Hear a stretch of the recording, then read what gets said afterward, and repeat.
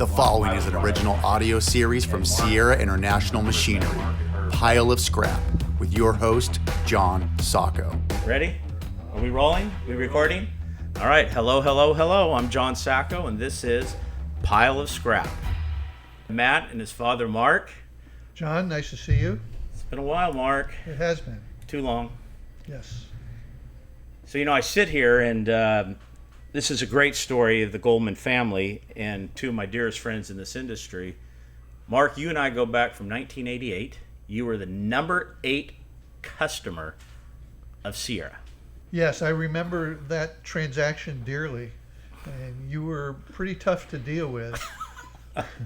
My wife tells me that. I can understand that. But we came to a great understanding. We were both happy with the deal. And more and above all of that, I was thrilled to death with the performance of the equipment. Well, you were one of the first people that had it, and I can't tell you how many people called you, and I know you always were there for Sierra, and all these years later, we can really call each other friends from the deal back in the 80s where really there were no contracts. It was handshake. It was. And today, you're one of my only customers, Matt. It's a handshake. People ask me in the office, okay, it's a deal. Well, where's the money? It's a deal. I get to override anything in the office because it's always first money's in to the sell. That's right.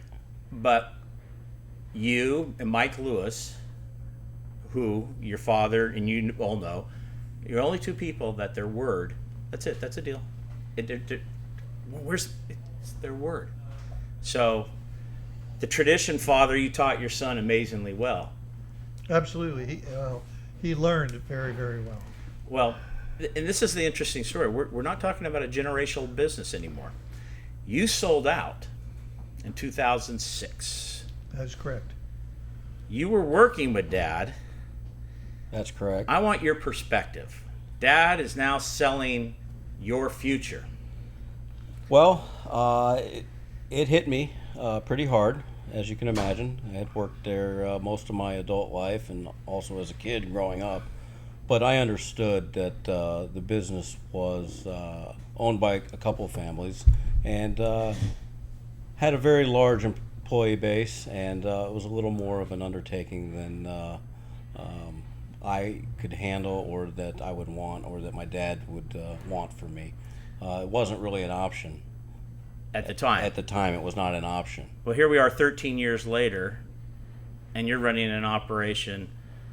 I don't know if it's the same size or... How close is it, Mark, to where you were? The operation is very similar in a lot of aspects.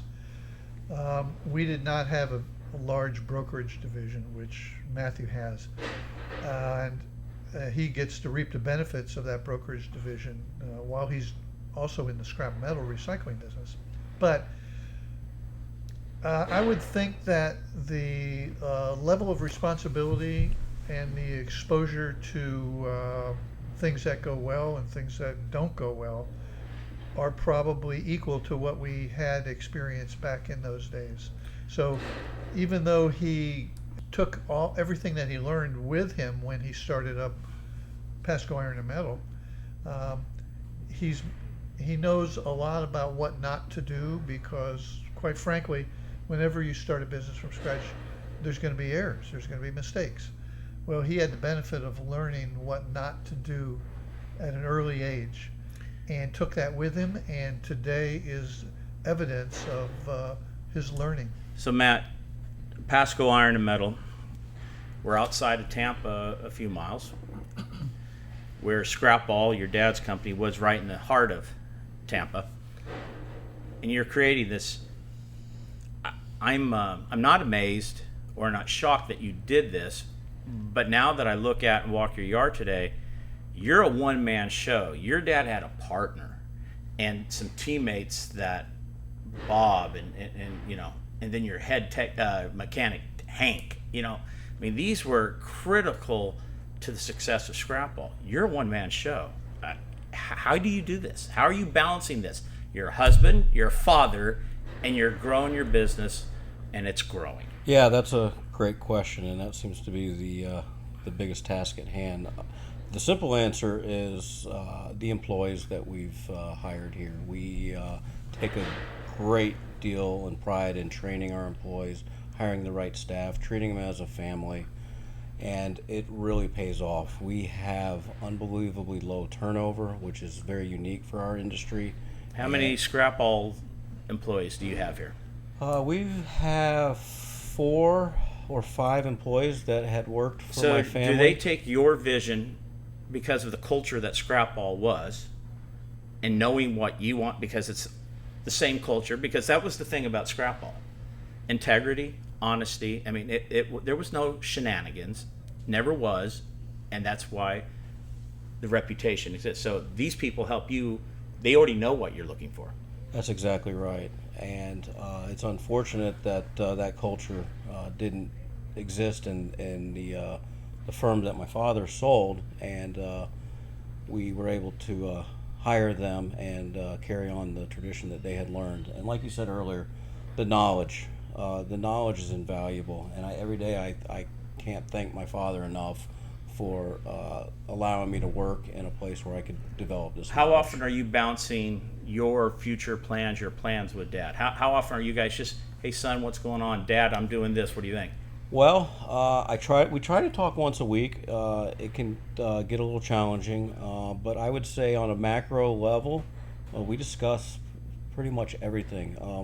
One of the great things about my father is he's fairly conservative in his business strategies, and he always points out the negative side of going into a venture, going into a deal, and he always knows the ramifications before they happen. So tell me something that he told you as you started out on this journey by yourself. What were that just hold true every single day you come in to go, without that knowledge or that input? I think, as you know, being in the scrap business yourself, there is a lot going on, especially if you're in the ferrous and non-ferrous business. I think one of the most important things that he's ever told me that was pretty simple. It was success in business is when you have control over your business and it does not have control over you. And I really think about that all the time. That is the definition of success. I've never heard that. And that's you, Mark. Well, it is. It's very important because, quite frankly, if you have control over your business, you will be successful if you make the right decisions. But if you don't have control over your operation, you don't even get a chance to make a decision. The decisions are made for you because of your inaction. So he's absolutely right. And I never really thought over the years as we were working together that was sticking. But he listened to you then. But he really did. And so to all those parents out there who wonder, are the kids really paying attention? Are they going to learn anything at all from this relationship? The answer is yes. And I can tell you there's nothing more rewarding than to be in my position and get to see the success in an industry that I know is so difficult. And to your point, John, he is on his own in a one-man show. Yeah, we talk quite often, especially about big decisions, but how to run the day-to-day operation, it all comes from him. Well, I knew, hold on. I met you when you were 17 years old. Okay? This was before the Pink House. I don't know why I remember the Pink House there in Tampa. But something right when you became full-time is your knowledge of non-ferrous, for me, was just, how does he know that much so soon? You have a gift of knowing your metals. Look, I've been doing this for 30-something years. I don't know the metals like you do. I'm like intimidated to even open my mouth. Yeah, that's aluminum. Yeah, that's stainless. Yeah, that's copper. That's it. Okay, of course I know a few more grades, but I asked you today, you do 25 different types of aluminum here. Yeah. And you're comfortable with it all. It's a lot to manage, but you're exactly right.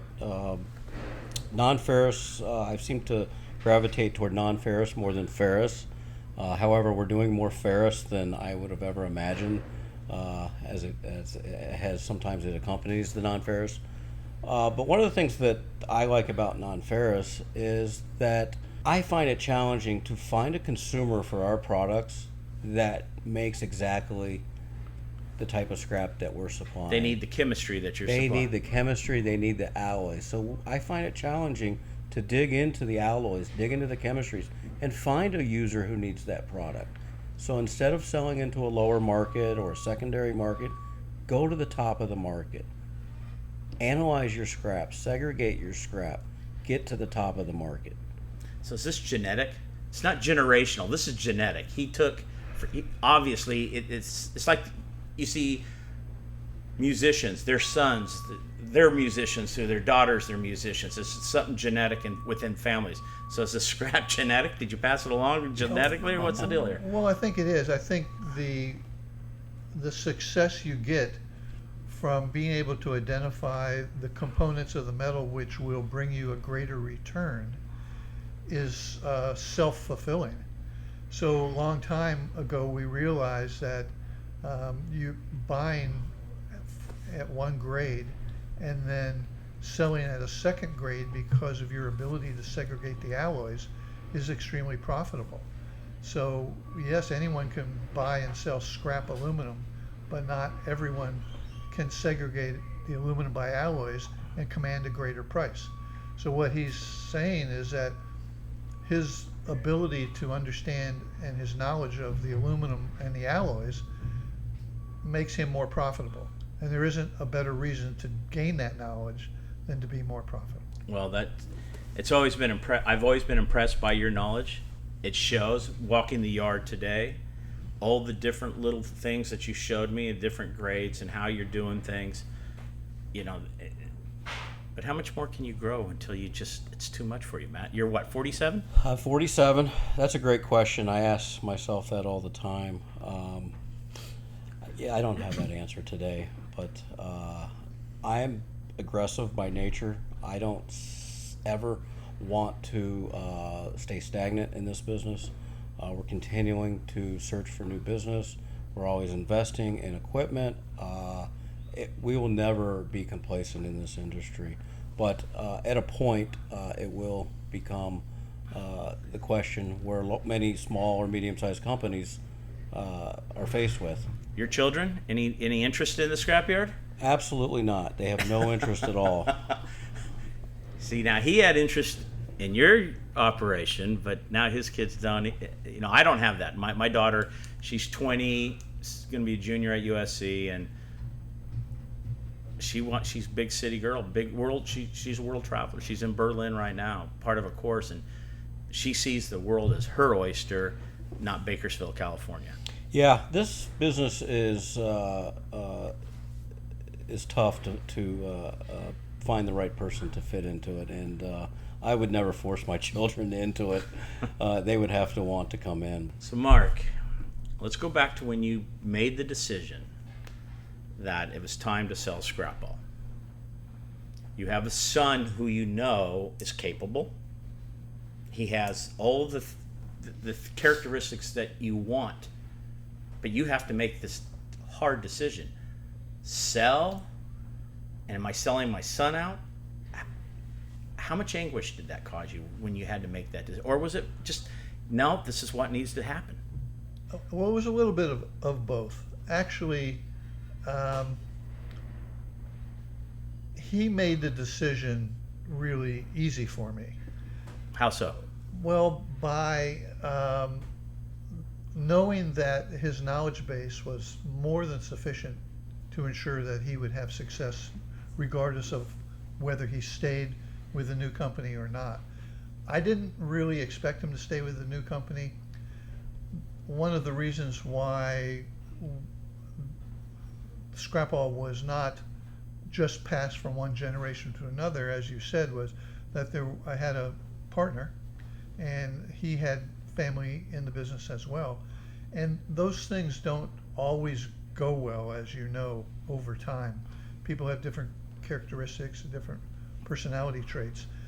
I didn't want to subject my son to have to not only deal with running a business, but have to deal with those differences between the people who are involved in running the business. I felt it was better to get him started on his own, somewhere in an area where he could take all the knowledge he walked away with and implement it and be successful.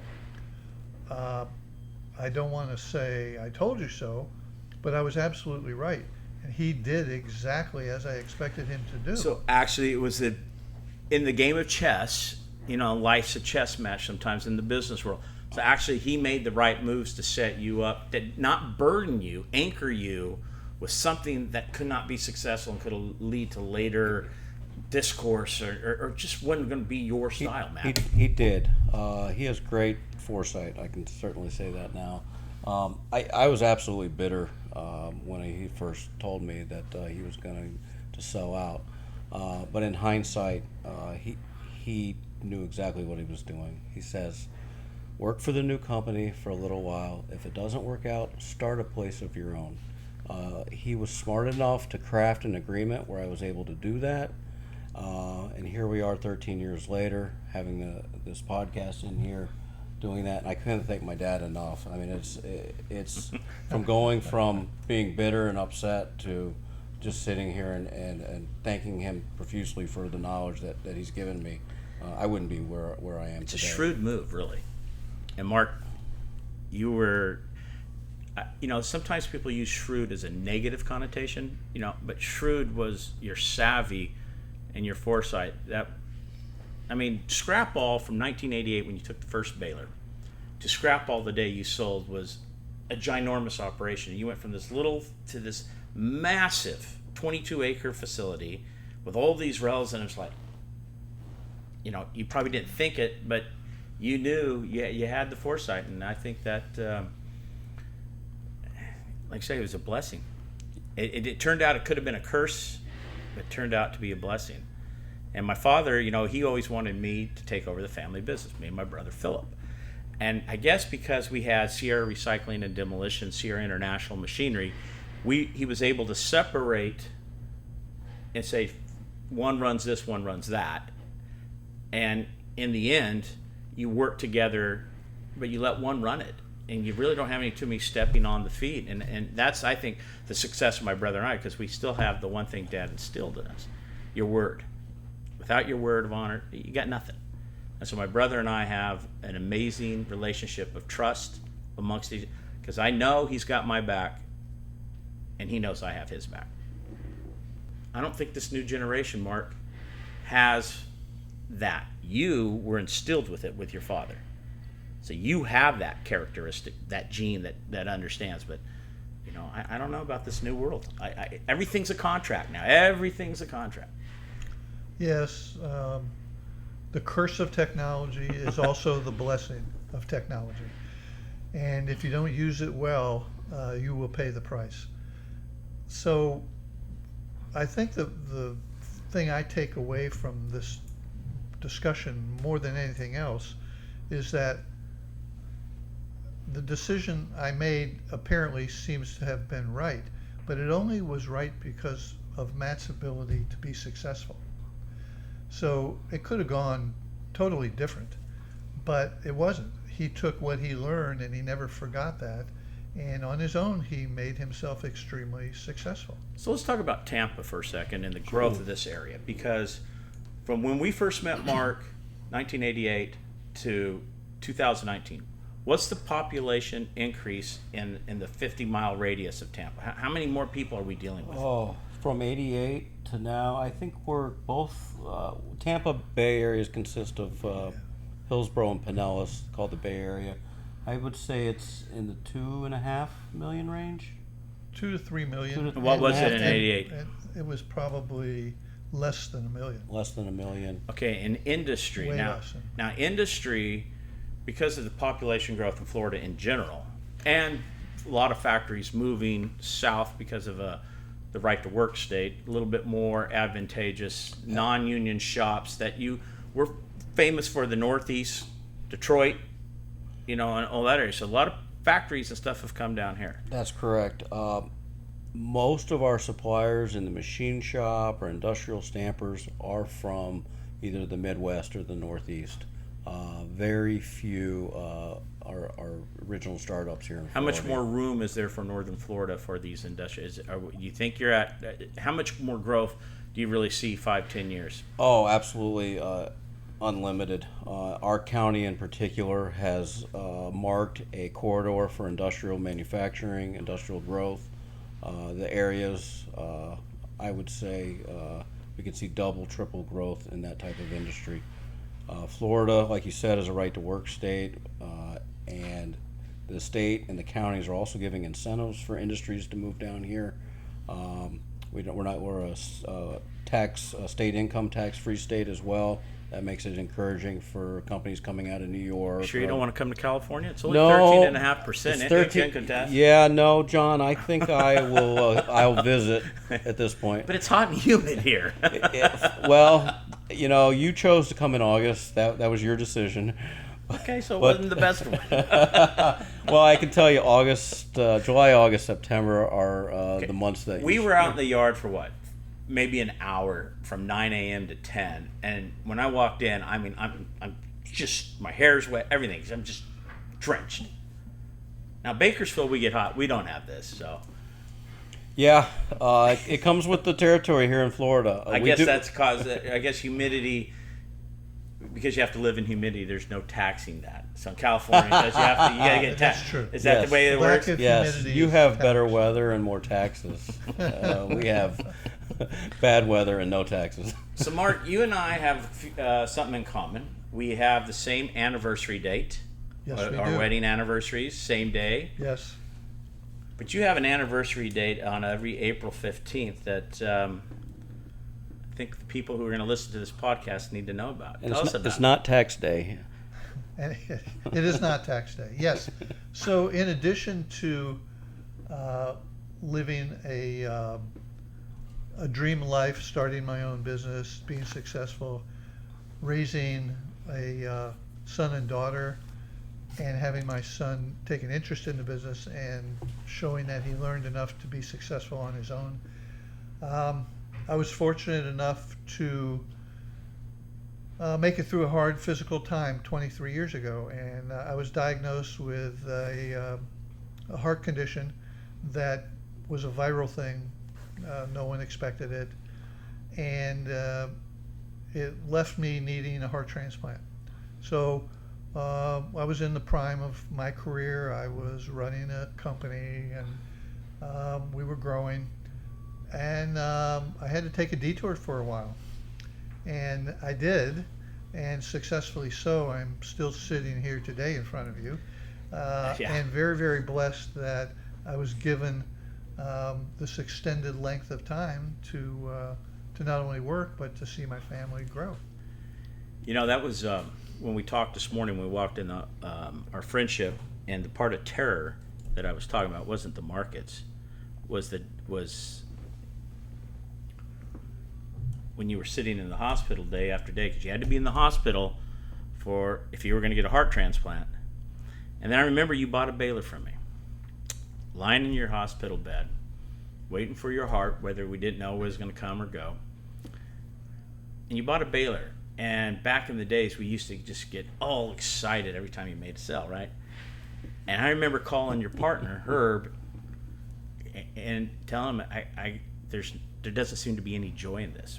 And he told me something.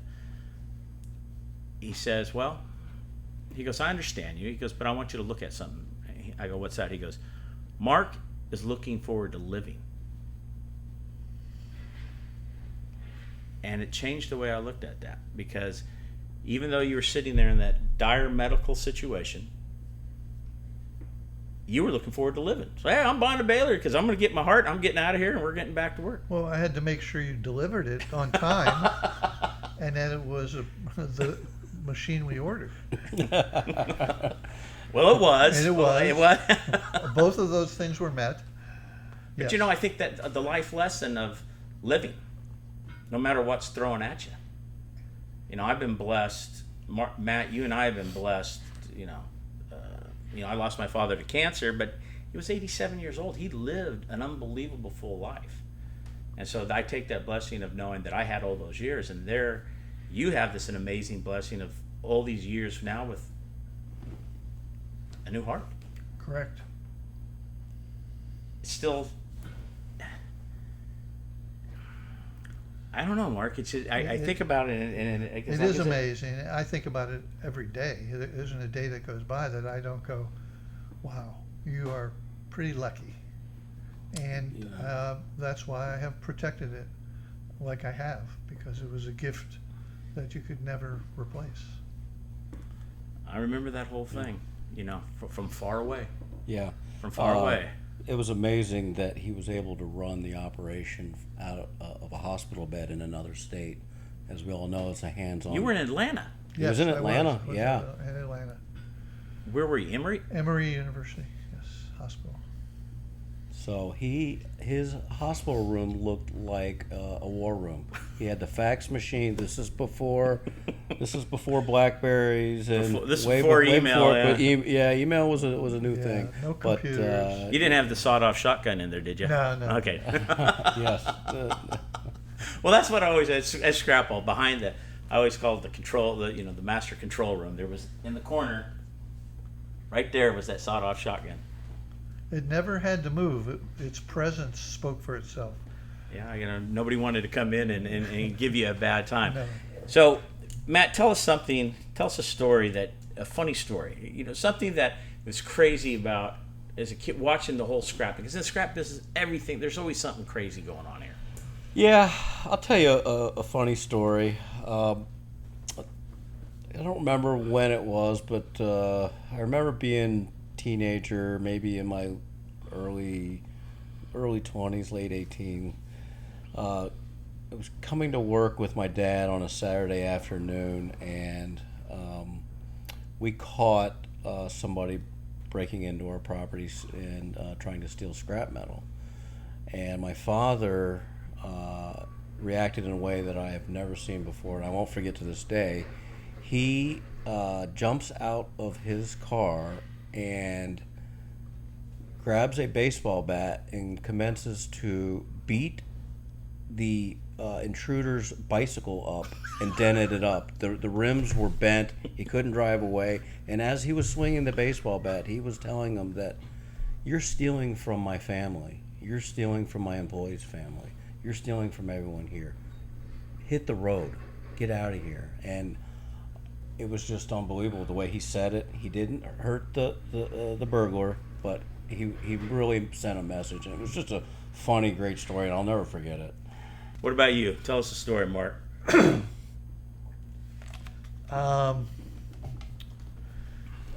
There's one story that is really funny, and I'll try to tell it as quickly as I possibly can. So the way our offices and the scales were set up, our scale person for the truck scales was able to see traffic coming into the yard or from the pay window, actually able to see the transactions as they were going on. So the trucks are coming in. Well, one of our drivers in a large roll-off truck parked on the street and came in to get his next run, the information or whatever, and we give it to him and we send him on his way. Well, a few minutes later, I get a call on the radio that you need to come out to the street. Okay, now what's wrong? So I go out to the street, and it's apparent what happened was this cashier who had just gotten a new car parked it right in front of the roll-off truck, so close to it that sitting in the driver's seat, you couldn't see this little sports car in front. He jumped back in his truck and took off and drove right over the car, flattened it out. It looked like a crushed car ready for the shredder. Brand new sports car. Right. So I take a look at what's going on, and I just can't believe it. It was like going to the big truck demolition thing. He just drove right over and flattened it. So I go back in the office and I pick up the walkie-talkie and I tell the fellow out in the yard, I said, take a forklift, go out to the front street. you're going to see a flattened car out there. Pick it up, but do not drive through the yard. Bring it in the back gate, because I obviously knew that she's sitting in front of the big picture window watching the traffic go by. That would have flipped her out. So a few minutes later, I hear screaming as loud as I didn't know what was going on. And I run out to that area, and the fellow with the forklift didn't follow my directions. He drove her flattened vehicle right in front of the picture window in her view. And she was just... What kind of car was it? It was like a Mustang or something like that. But I could not calm her down, no matter what I did. So finally, we said, we'll take care of this. And we said, whatever it takes, just go buy yourself a new car and bring us the bill. Thank you. So did that get turned into the insurance, or you just paid for it? No, we did not. I would never have let the insurance know that something like that could ever happen. So we got her calmed down, and she ended up with a new car. Okay, well Yeah. So there's a benefit working at Scrap Ball back in the days. But it was too funny to see how it unfolded. There's every day there's something that comes in from the. Yes, there was. And there was one more comical thing. I get a phone call. Guy says, I have this Volkswagen Beetle, and I need to scrap it because it doesn't run anymore, but I want it for a coffee table. Do you have those machines that crush these things up into coffee tables? I said, yeah, we can do it. I said, I have to charge you for the time. He says, that's fine. So he tows in this Volkswagen, and it didn't look bad to me, but he said it blow the motor or whatever. So we pick it up, we put it in the machine, we turned it into a cube about the size of a coffee table. In a Sierra. We used a Sierra baler, obviously. And he says, now I'm going to go buy a piece of glass and put it on here. So I'm asking him, this is very, very odd, that you would make a coffee table out of a car. He says, well, it's not exactly the story, but I said, well, exactly what is the story? He says, well, I'm getting divorced, and the decree came down, and I had to give her the Volkswagen. It didn't say what condition it needed to be in, so I'm going to give it to her. I'm taking it to her house today and giving it to her. I would have loved to seen that.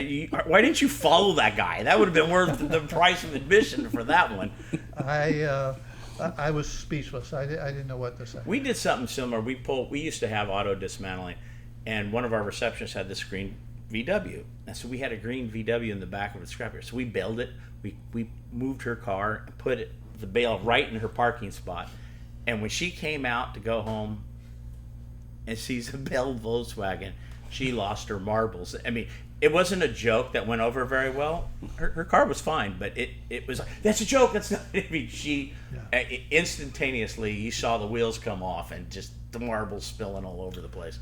So those are a lot of things like that went on over the years, which kept it light, because if you don't keep it light, you get in trouble. I don't think we have that now, Matt, do we? No, we don't. I don't think we have the ability to do that. No, not anymore. No. Somebody's going to be offended. Oh, yes.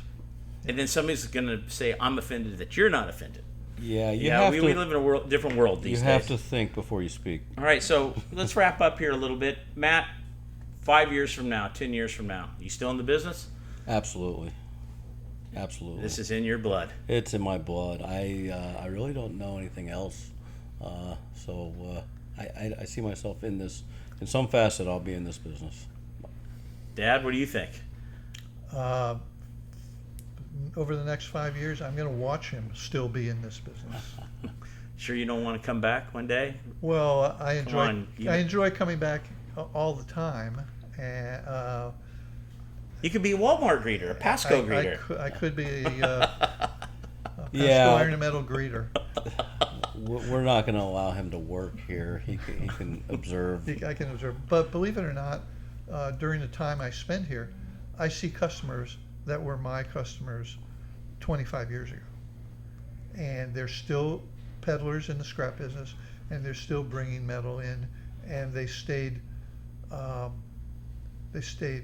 extremely dedicated to doing business with our family, and Yeah. they're so happy that Matt was around for them to go to. It's great to come here. It's great to see this growth. And I'm looking in your yard. I'm going, you're almost too big for this facility if you're not already too big for it. So keep up the great work. Mark, my friend, it's always great to be with you. Same here. Same here. And I'm just blessed to have a friend in you, and all these years later, and to be able to sit here and know the love is right here. And I'm truly blessed to be here, and I want to thank both of you for being on the podcast today. Well, you're very welcome. I thank you for the relationship for so many years. John, thank you very much. Sierra's always been great to us, not only from equipment and service, but to have a relationship with you. If I need anything, I call the owner of the company directly. We text, we talk on the phone, whatever it takes. It's just been a great relationship. And thank you again for your staff and everyone flying in from California. I know it's been a long journey, but to come to hot, sweaty Florida in the middle of the summer means a lot to me. I'm sorry I put you through it. No, next podcast will be in January. But you know what? I feel so good about doing this, and I'm just happy. So, gentlemen, thank you. And that's it for this episode of Pile of Scrap. Good job. Thank you. Good job. Good job. Good stuff. That was good? Everybody. Great stuff. Okay. Great stuff. Good job. This has been a Sierra International Machinery original audio series. Thanks for listening. Please share this podcast and make sure to subscribe.